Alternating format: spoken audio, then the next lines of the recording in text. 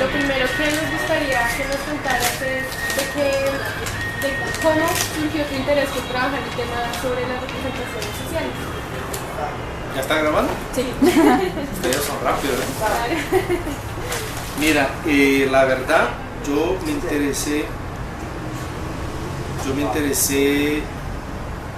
desde la carrera. Yo soy pedagogo, mi formación básica es en pedagogía y también mi formación básica es en filosofía. Yo tengo dos carreras, y en la pedagogía, en Brasil la pedagogía tiene un enfoque específico diferente de aquí, y en la pedagogía se estudian varios campos y entre ellos psicología social.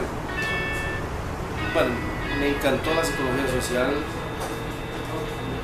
Las primeras clases me acuerdo que leía bastante todo, pero al final el profesor, la temática, los libros propuestos como que no me contentaron mucho, así en términos de cantidad y de profundidad, y me quedó el deseo de seguir profundizando, pero eso no fue posible porque en fin, después la maestría en educación, una especialización en educación también. Cuando me acerqué al doctorado en la Universidad Distrital en educación, ahí me encontré con la temática de representaciones sociales, que era un seminario que estaba presente ahí que el doctorado ofrecía. Entonces me acerqué y empecé a estudiar, y otra vez me reencontré con la psicología social, porque la representación social nace un poco dentro del campo del trabajo de los psicólogos sociales, en Francia y todo. Y otra vez vino las preguntas sobre las maneras comunes de pensar de las personas. Nosotros tenemos maneras comunes de pensar sobre varias cosas, y siempre esta pregunta, este interés o esta temática me dejaba muchas preguntas sobre cómo se construyen estos pensamientos comunes, por qué las personas piensan muchas veces lo mismo sobre ciertas cosas, hasta qué punto es común, hasta qué punto es diferente el pensar de las personas. Son preguntas que el propio doctorado nos va estimulando y nos va motivando a seguir construyendo. Y ahí me encuentro otra vez a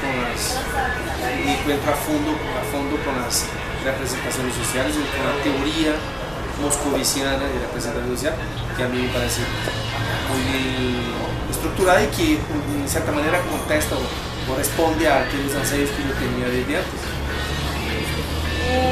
Queremos saber con qué modelos conceptuales has trabajado, cómo los has aplicado a la práctica y con qué problemas o dificultades te has encontrado mientras trabajas con ellos. Mira,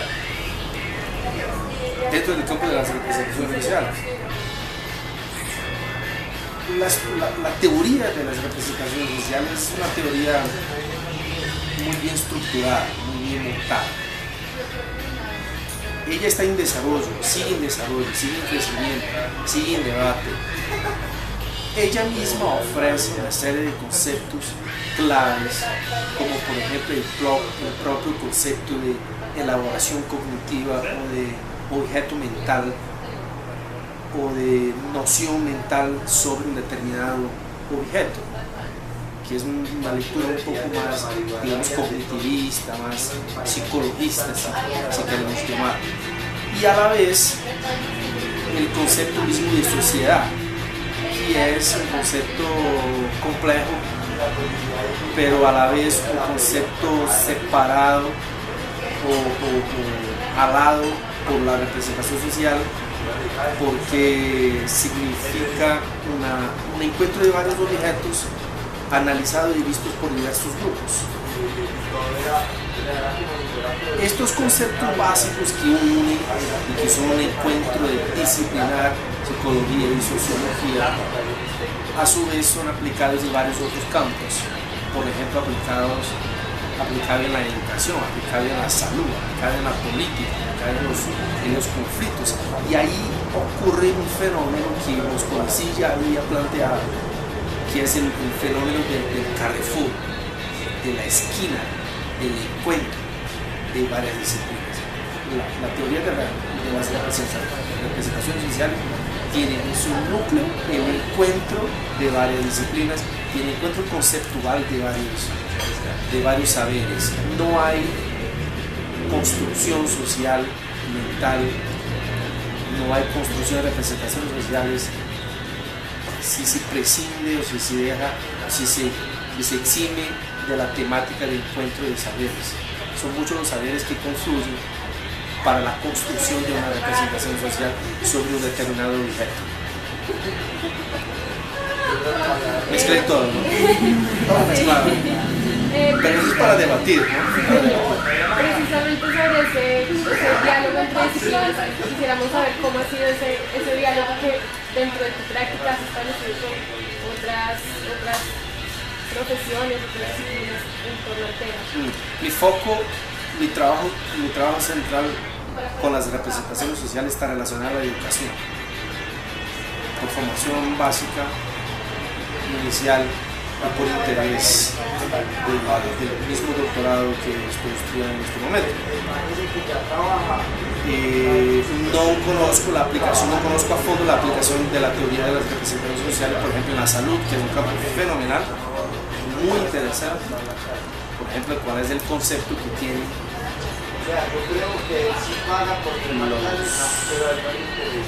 los portadores del virus del SIDA sobre el SIDA, sobre la enfermedad misma, sobre la muerte, sobre la vida. Cuál es el concepto, cuál es la noción que tienen las adolescentes embarazadas sobre la sexualidad, sobre la vida sexual. Cuál es el concepto que tienen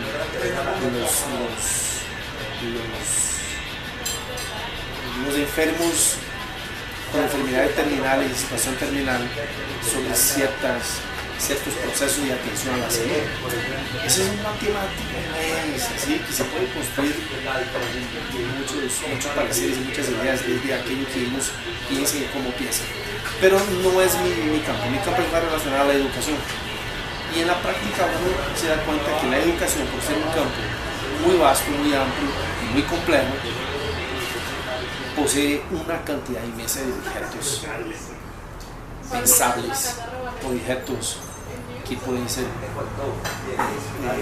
conceptuados, objetos importantes, el aprendizaje, la relación profesor-alumno, el proceso de enseñanza, la didáctica, la investigación, el objeto que sea el currículum.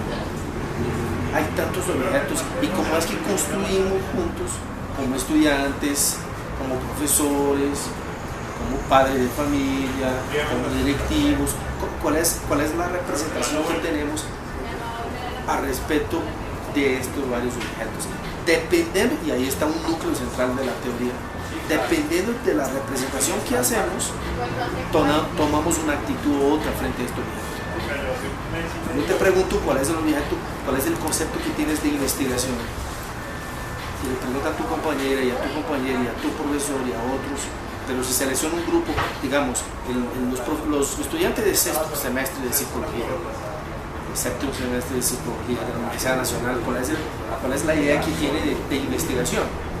Y dependiendo de esta construcción de este grupo, yo sé más o menos, y si puede concluir más o menos, cuál es la actitud que este grupo tiene frente a la investigación y cómo se comporta frente a la investigación.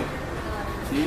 ¿Cuál es su acción frente a la investigación? Si es de valorar, si no es de valorar, si es de tratar más o menos, si es una obligación, si es una penitencia, si es un sufrimiento. ¿Sí? Entonces mi foco es más en la educación y creo que ahí hay mucho que hacer, hay mucho trabajo. Durante tu trabajo con la teoría de las representaciones sociales, ¿con qué dilemas éticos te has encontrado o de qué dilemas éticos conoces que generalmente surgen cuando se trabaja en esto? ¿Qué son dilemas éticos? ¿Cómo así? Son como esos, digamos, como problemas que se generan con la moral, como que generan como opiniones divididas acerca de si está a favor o en contra, de que si se hace algo bueno o algo malo. Como por ejemplo, no sé, un dilema ético, por ejemplo, si darle muerte a una persona con una enfermedad terminal o no. ¿Sí? Es un dilema. O por ejemplo, la instrumentalización del ser humano dentro de las investigaciones, como sucede en la ciencia positiva, algo así, con problemas éticos que has encontrado, conoces, o no ha habido. Así no me acuerdo de ninguna dificultad en este campo que posiblemente he tenido, porque sobre todo en el campo de la educación, los objetos que he elegido como objeto representacional son objetos muy abiertos y muy comunes. Entonces la didáctica, la relación, la representación social y educación, la investigación misma, el proceso de enseñanza-aprendizaje, son objetos que las personas, frente a los cuales las personas tienen un posicionamiento muy abierto, muy tranquilo, muy abierto. Sí me encontré con una dificultad, por ejemplo, pero eso hace parte del proceso mismo de la investigación, y creo que cualquier investigación es que cuando uno se acerca a una persona y le pregunta, mira, me gustaría hacerte una entrevista sobre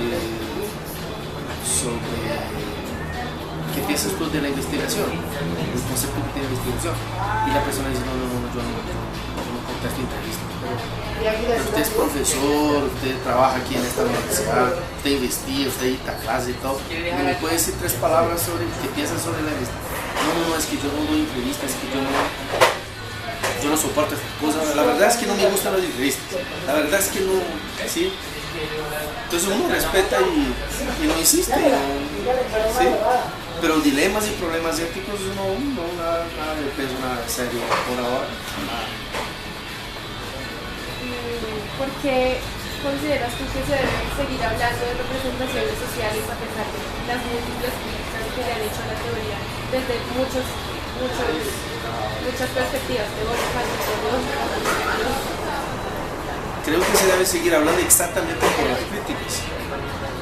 Sí, creo que las críticas no deben hacer con que nosotros dejemos de hablar del tema, porque el campo de debate dentro de la universidad, el campo de discusión dentro de la universidad supone la existencia de críticas. Y el tema es muy atractivo exactamente porque es muy criticado, ¿sí? Hay un pero. Si usted mira las últimas conferencias latinoamericanas, regionales y mundiales sobre la teoría de las representaciones sociales, usted no encuentra colombianos. La gente de Colombia no está participando en las conferencias. ¿Dónde será la próxima conferencia mundial? Es el próximo año. ¿Dónde será? Será aquí en São Paulo, aquí en Brasil, aquí en São Paulo, en julio de 20 a 23. Es decir, no hay colombianos participando del debate actual de la teoría de las representaciones sociales. Hasta donde sé, hubo grandes esfuerzos y han traído gente de afuera de Colombia para ir a conferencias aquí. El profesor Roquet, que falleció hace poco tiempo, estuvo aquí. Creo que hubo un contacto con la profesora Denise Jodele años atrás, y hubo iniciativas de otras universidades con este debate. Pero las últimas conferencias, y yo he participado de la última conferencia regional en Buenos Aires, la última mundial que fue en Évora, Portugal, y he estado en contacto con la gente. Pregunta, ¿dónde están los colombianos? ¿Por qué no participan? ¿Por qué no están aquí? Eso genera una situación en que la teoría ha dado una parada aquí en el país, ¿sí? Casi que no hay como debatir un poco los últimos avances, las últimas publicaciones, no hay. Usted mira la bibliografía de las últimas tesis que hablan de este tema, mira la bibliografía, usted mira la bibliografía de los últimos libros publicados aquí en Colombia por autores colombianos y ve que la bibliografía no tiene las últimas publicaciones, no están ahí las últimas publicaciones. hechas en España, en Francia, en Italia, en Brasil, en Venezuela, en Argentina, en México, no están ahí. Esa es una señal que necesitamos no dejar de criticar, pero acompañar el debate para poder criticar dentro de un contexto un poco más actual. Porque incluso las críticas que fueron formuladas, y muy bien formuladas, en los años 90, en la década pasada, ya fueron incluso contestadas, y ya fueron aclaradas, y el debate ha avanzado, ¿sí? Pero, por ejemplo, ¿cuál es el concepto de polifasia cognitiva? El concepto de polifasia cognitiva es el concepto básico, que aquí en Colombia no se encuentra profundización. El concepto de temata. El concepto de temata es de las últimas publicaciones de Moscovici, de Jean Dubin, de Rodelé, que aquí no se debate eso. Entonces, hay críticas, y es bueno que haya críticas, porque ahí estamos en debate, y eso. Cuando se terminan las críticas, ya no hay debate y ahí la teoría desaparece. Y bueno, nos gustaría que nos comentara un poco acerca de este trabajo de doctorado, que se ha tratado, cómo se abordó el tema desde las representaciones sociales. Mire, yo estoy enamorado de mi tema, pero el tiempo, me falta el tiempo para adelantar y terminar la tesis. Ya entregué una primera versión de la tesis, estoy en la fase final y me falta, estoy esperando la respuesta para entregar una segunda versión. Estoy trabajando en estos días en la segunda versión. Mi objeto representacional es la investigación, y mi sujeto respondente es el profesor, y el profesor de las facultades de educación. Yo le pregunto al profesor de las facultades de educación, ¿qué piensa? ¿Cómo conceptúa? ¿Cómo define la investigación? Entonces yo tengo un grupo muy definido, que es un grupo de trabajo, que es un grupo de acción, que es un grupo de actividad bien definido, la actividad docente, frente a un objeto muy definido, y con lo cual está muy relacionado aquí a la investigación. Entonces, ¿cuál otro objeto más linkado y más relacionado al profesor que no la docencia y la investigación? ¿Sí? Entonces le pregunto, y claro, han salido respuestas espectaculares, y hay unas tendencias discursivas muy interesantes que uno puede sacar muchas conclusiones. Evidentemente que la tesis tiene una parte introductoria que es un poco la historia de la universidad, un poquitico de historia de la universidad en América Latina y aquí en Colombia, las facultades de educación aquí en Colombia, de la construcción del contexto, ¿sí? Yo trabajo primero con el objeto, después trabajo en el contexto donde está este objeto, y trabajo el sujeto que está dentro. Hay un contexto donde sujeto y objeto se encuentran, ¿sí? Hay un contexto. El pensamiento que tenemos de determinados objetos depende del contexto donde estamos. El contexto tiene una fuerza muy grande sobre nosotros. ¿Qué concepto tenemos de un café en Bogotá? ¿Qué concepto tenemos de un teléfono? ¿Sí? Eso, ¿qué concepto tenemos de un teléfono? ¿Qué concepto tenemos de un café?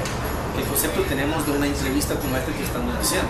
El concepto que tenemos de esta acción nos lleva a practicarla, ¿sí? Entonces pregunta al profesor que está en un contexto muy definido, le pregunto a él qué piensa él sobre este objeto que está frente a él también dentro de este contexto. Y las respuestas son variadas, evidentemente, pero tienen una tendencia, y vamos a ver si de ahí sacamos unas cosas muy interesantes para seguir el debate sobre la investigación en Colombia, que es un debate muy grande. Y una pregunta, ¿por qué llegar a Colombia a investigar eso? ¿Por qué venir de Brasil acá? ¿Y eso qué tiene que ver con representaciones sociales? No, pues de pronto puede haber sido porque encontró un interés particular acá, o fue por coincidencia, o por... No, yo vine para hacer la maestría, y cuando vine para hacer la maestría no pensaba en las representaciones sociales. Ah, ok. Y me apareció una beca de estudio y vine para hacer la maestría. Hice la maestría en la Javeriana en educación también. Y ahí terminé y apareció la oportunidad del doctorado. Entonces cuando la barba ya está un poco blanca uno tiene que acelerar cierto proceso, ¿no? Entonces me acerqué al doctorado, me inscribí y ahí fue que conocí la teoría y la estoy profundizando. Nada en especial, pero interesante el hecho de estar aquí porque uno siente que puede aportar algo y puede aprender muchísimo también de aquello que ya han publicado aquí en Colombia sobre la temática. No estoy diciendo que sé todo sobre la teoría, yo soy un estudiante de la teoría, yo estoy aprendiendo mucho sobre la teoría.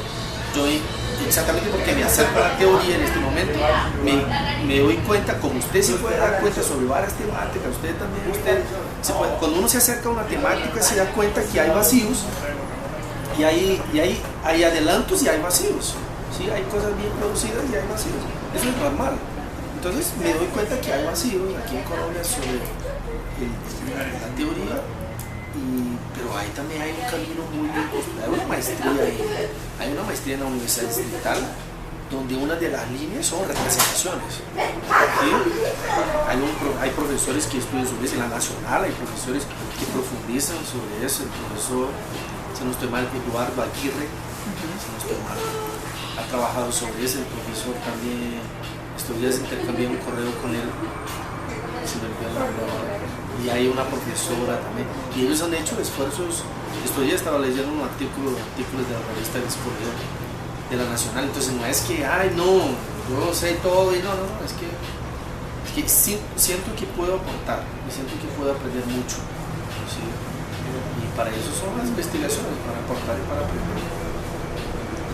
Listo, pues creo que eso es.